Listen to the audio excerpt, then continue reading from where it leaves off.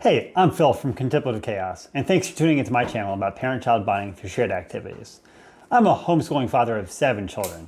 Well, my wife does all the hard work of actually homeschooling. I contribute to their education by giving eye-rolling lectures during family time about botany, astronomy, history, physics, engineering, religion, and everything else I'm interested in. And by sharing what I learned that day on my favorite podcast, Everything Everywhere by Gary Arndt. And occasionally, I help them understand scientific principles by getting them STEM toys. STEM toys. You probably heard of them, but what are they? Why bother with STEM? Is STEM just a marketing gimmick? And what do the marketers not tell you about getting STEM toys for large families like mine? And stay to the end to find out how to get the most out of your STEM toys and what I think is a secret ingredient that can turn everything into a STEM learning opportunity. First, let's quickly define what we're talking about. STEM stands for science, technology, engineering, and mathematics. Although my daughter reminds me that the PC acronym is STEAM. Don't forget the art. STEAM includes art and is a creative glue that joins them together. So a STEM toy is supposed to inherently teach principles from one or more of these fields. The marketing often highlights benefits like fostering problem-solving skills, encouraging critical thinking, sparking creativity, and even preparing kids for future careers. After all, Elon Musk says it's the future. Sounds pretty good, right?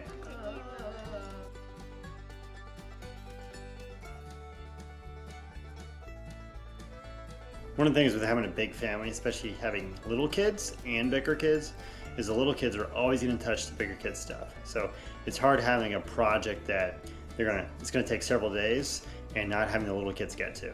So whenever you're working on these big projects, in this case we have a little robot we're putting together. Looks like Wally.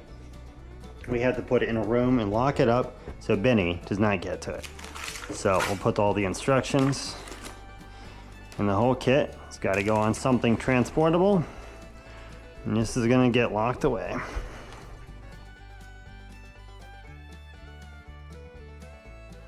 But is this just a marketing gimmick? In 2024, there were 1,200 new toys marketed as STEM. The global educational toys market is projected to grow to $105 billion in the coming years. Many parents have wondered if some toys are being STEM washed, simply slapping the STEM label on a toy and raising the price. There are a lot of parents who want their kids to understand STEM concepts in a fun way, but are they getting duped? What things should you look for when buying a STEM toy? Here are my thoughts. First, they aren't too prescriptive. Get toys that can have more than one final result. After the initial project is completed, they can be recycled to make other creations. That is, they have many different project outcomes. Avoid toys that have one specific outcome, and once you built it or completed the task, there's no real reason to play with it again. They become a dust collector. Stick with the toys that involve interaction and observation. These are the toys that require a lot of hands-on activity. You know the kits that are more observation. The science kits that are really just glorified demonstrations, they're just watching something happen. Whoa, this is actually pretty good. This is probably my best stickering job I've ever done. Can you put it on? Okay, let's put it on now, guys. I was just showcasing it. Da-da-da. For those with big families of diverse ages, stick with toys that can be added onto for use with current or future sets. Legos and magnet tiles are great for this, and a number of spin-offs can be incorporated into Legos, such as this Wall-E robot lookalike from Silberg. When the collection grows, more people can play at the same time and even work on a common project. Stick with toys that are fun and educational. What I mean is that if a toy is educational but it isn't fun, the kid isn't likely to play with it anyways. It'll be another shelf ornament. Ask yourself, do you see your kids playing with this?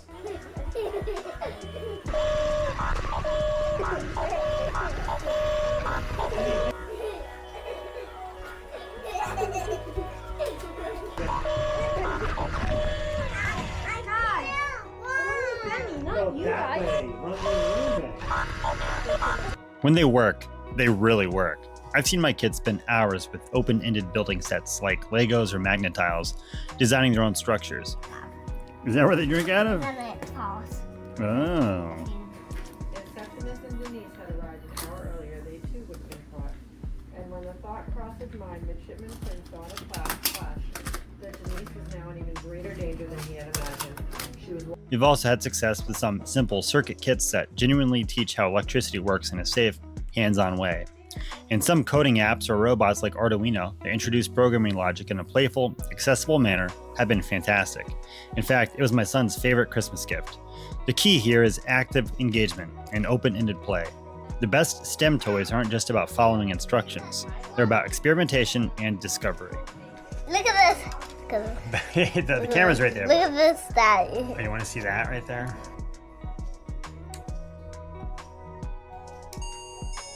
Yeah. The upstairs isn't working. Oh, the fan is supposed to turn? Yeah. And the lights aren't on either. One of the few times that things not working is a good thing is when you're trying to teach your kids problem solving. And STEM toys are a great way to teach problem solving.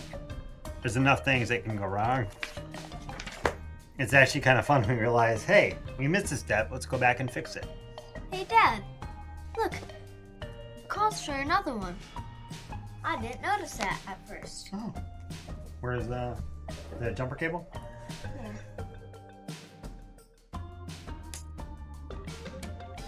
Hey, it works. High five. They can benefit most from STEM if you help them understand the concepts of STEM by playing and learning with them together. Not sure how a circuit works? Watch a YouTube video together and show how to use a multimeter, a tool every household should have. Teach them about fulcrums and levers by putting together a basic catapult. Right, and boom! Nice! They want to know what things are made of? Go over the periodic table of elements. With oxygen, so you complete them for your pretty teeth. Me and two letter science, sodium for salty times, magnesium, aluminium, silicon, phosphorus, then sulfur, chlorine, then argon, potassium, and calcium. You're making memories and learning what's not to love. And as promised, I mentioned a special ingredient that can turn most everything into a STEM learning opportunity. Curiosity. It sounds like a cliche, but with an inquisitive mind, a child wants to learn how things work.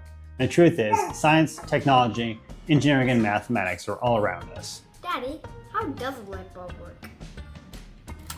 From piano strings to electronic circuit boards, simple magnetic structures to electromagnetism, STEM can be seen everywhere. Sometimes it takes a parent to spark your curiosity. If you like this kind of content and you want to see more, smash that like button and subscribe to our channel for more content. Okay, go out, learn, and have fun with your kids. Till next time, God bless.